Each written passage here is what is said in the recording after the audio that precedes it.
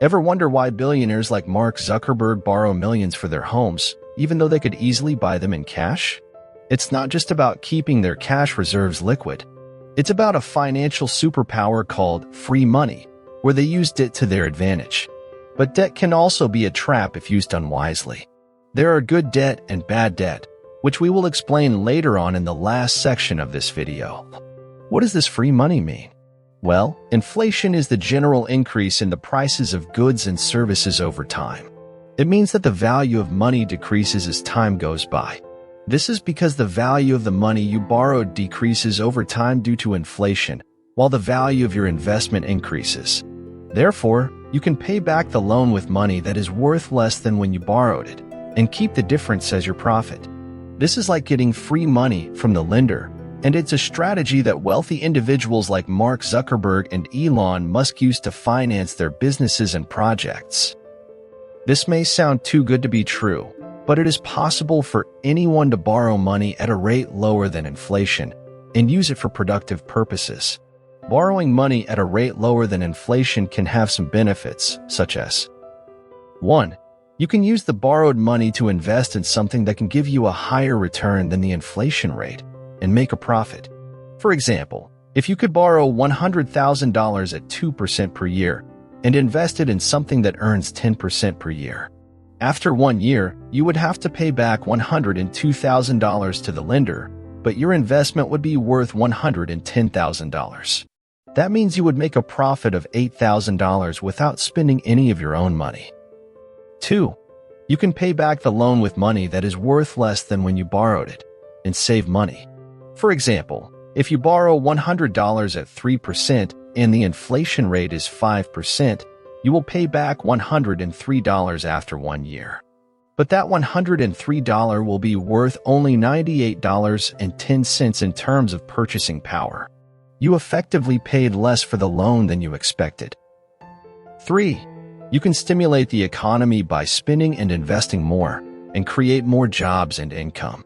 For example, if you borrow money to start a business, you can hire more workers, buy more goods and services, and generate more revenue and taxes.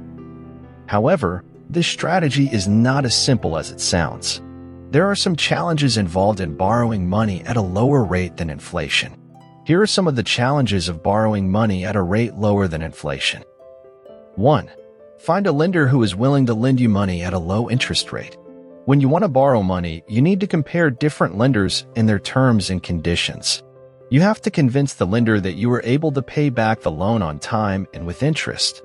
The lender will check your credit history, which is a record of how well you have managed your previous debts. This shows the lender that you are a trustworthy borrower, and they may offer you a lower interest rate. Another way to convince them is to provide collateral, which is an asset that you pledge to the lender as a security. This means that if you fail to pay back the loan, the lender can take the collateral and sell it to recover their money. Collateral reduces the risk for the lender, and they may offer you a lower interest rate. 2. Find an investment that has a higher return than the inflation rate. This means that you have to be careful and smart when you choose where to put your money. To earn more than inflation, you have to balance your time horizon and your investment choices. The longer you keep your money invested, the more risk and return you can take. But before you invest, you have to research the asset or business and its potential and risks. Some investments are more suitable for short-term goals, while others are better for long-term goals. For example, for a vacation next year, invest in safe and easy-to-withdraw savings or money market. For retirement in 20 years, invest in riskier but higher return stocks and bonds. 3. Predict the future inflation rate. Inflation can change unexpectedly due to various factors, such as supply and demand, government policies, economic shocks, and so on. The inflation rate can affect your loan and your investment in different ways, depending on the interest rate. The interest rate is the amount of money that you pay or receive for borrowing or lending money.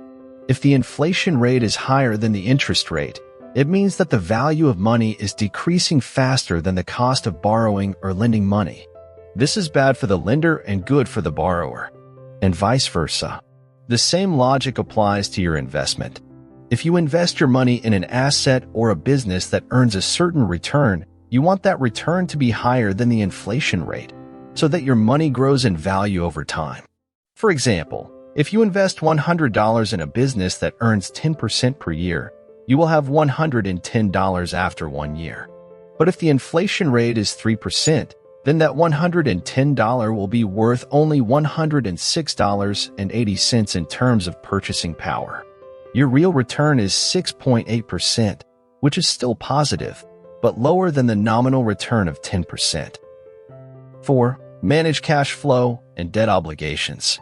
Make sure that you have enough money to pay back your loan on time and avoid penalties and fees.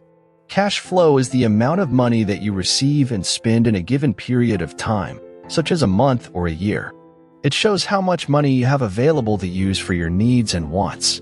To manage your debt and cash flow, you need to follow some steps. First, pay off the debts with the highest interest rates. Second, cut down your costs and boost your earnings if you can. Third, save some money for emergencies in a separate account. Fourth, check your finances often and change your plan as needed. So, borrowing money at a rate lower than inflation can be a powerful strategy to make money, but it's not a magic bullet. It requires careful planning, execution, and monitoring. It also requires discipline, patience, and prudence. One more thing I want to explain is the distinction between good debt and bad debt. Good debt is debt that you use for investment purposes, such as buying a house, starting a business, or getting an education. For example, suppose you have a mortgage of $200,000 with an interest rate of 4% per year. You use it to buy a house that is worth $250,000.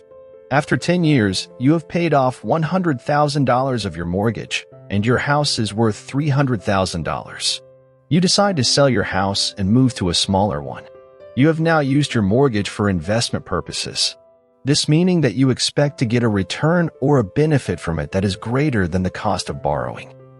Bad debt is debt that you incur for unnecessary expenses, such as buying a car or going on a vacation.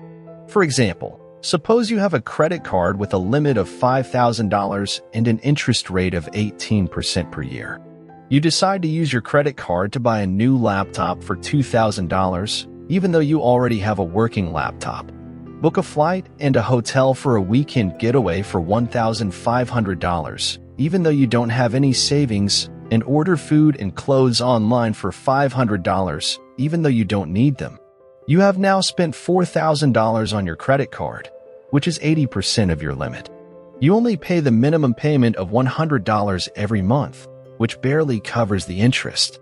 After 1 year, you still owe $4,000 on your credit card, but the interest has accumulated to $720. Your credit score has also dropped, and you have no money left for emergencies or other goals. This is the opposite of what you want to achieve with debt. Debt should be used to improve your financial situation, not to ruin it. Good debt can help you build your wealth, because it can create more value than the cost of borrowing. Bad debt can drag you down, because it can reduce your value and increase your expenses.